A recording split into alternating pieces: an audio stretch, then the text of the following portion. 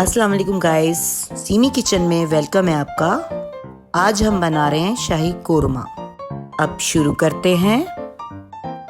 1 चम्मच अदरक लहसुन, आधा किलो दही, 1 पैकेट चांद का मसाला, आधा किलो चिकन, 1 कप ऑयल, कुछ बादाम, 2 बड़े साइज की प्याज।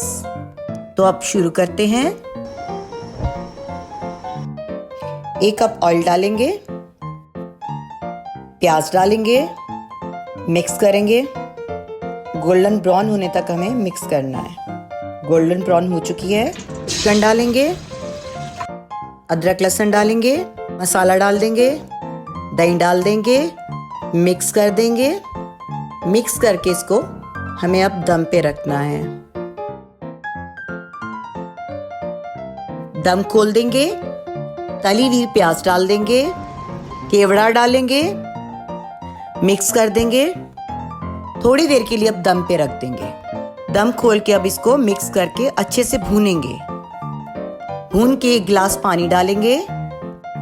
5 मिनट का दम देना है।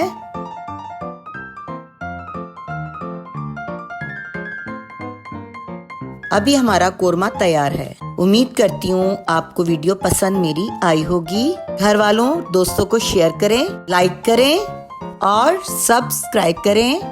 अल्लाह हाफिज।